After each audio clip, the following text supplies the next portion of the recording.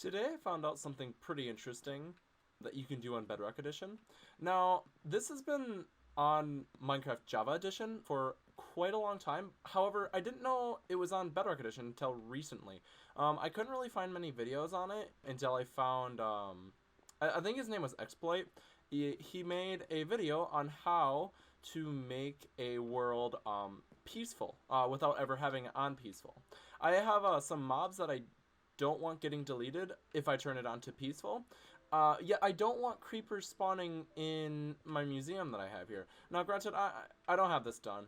You know, I have a lot of work to do here and whatnot. But I have a lot of, well, you know, I have a lot of things that you shouldn't necessarily have in a Minecraft world. Features that weren't necessarily intended to be in the game. And so, naturally, they are patched out as time progresses. And such that I will not be able to reproduce them if they get destroyed. This is very bad when it comes to creepers. I really don't like creepers, especially when they spawn in my museum. I've had a couple of close calls to losing some illegals, as I like to refer to them as, and that's just no bueno, in my opinion. Now, as you may notice, it is pretty dark there, and there should definitely be mobs spawning here. And the reason there isn't is because I have already built this. I have already built a mob peaceful switch. But it's not really a switch, it's more of a peaceful loader. As long as you have it loaded in, it will prevent all mob spawns. The way it works is it fills the world mob cap with 200 tamed dogs. And the reason you can do this with any mob. I chose dogs specifically, one, because they are very easy to move around. Or what I mean by that is, you know, I can breed them anywhere, and I can unsit all of them and teleport them to wherever I want, essentially. And then I can push them further or I can sit them and push them wherever I want them to be held. And while they are sitting, they don't try to pathfind, which is very good for performance. It does tank performance a little bit.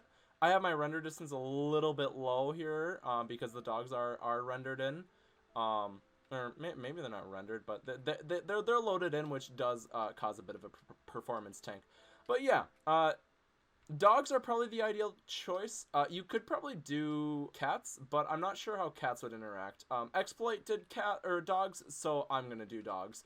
I think cats will try and pathfind to beds if they're sitting.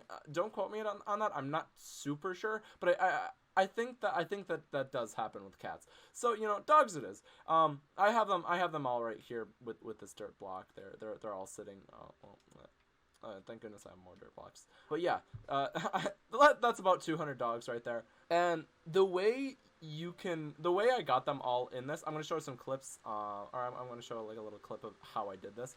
But the way I got them in here is I had like a little dirt platform up here that I bred 200 dogs on.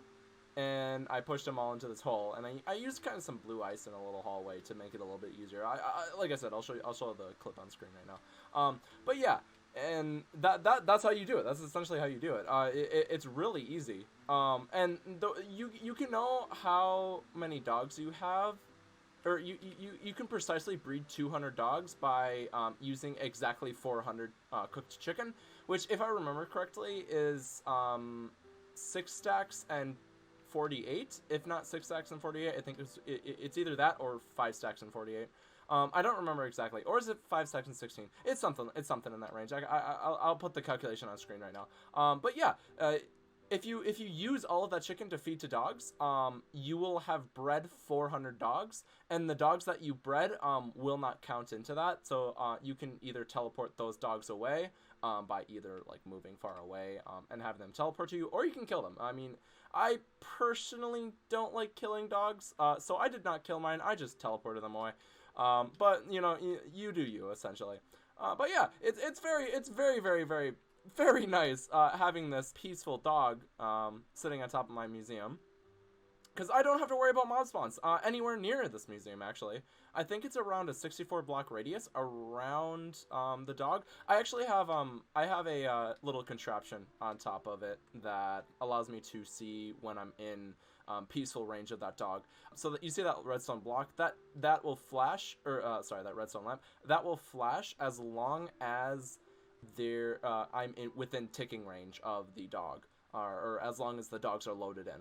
And you can see as I pass, I think it's -1 is when it stops flashing. Yeah, I think it is, because if I go to -1, I think they'll all load in, and it'll start flashing again. Yeah. So as soon as I go past 0, they all unload, and now zombies can spawn, or creepers, or anything else. But the important thing for me, I don't really mind if mobs spawn out here. This is all repairable. This is all reproducible. There's a lot of things in my museum that is not reproducible, and also like just artifacts in my museum. Like this world is 1.5, 1.6 years old, in the range of that. It was created around I want to say it was April 29th. It was my COVID project that turned more into a hobby, and I recently found some of the very first items ever created in this world.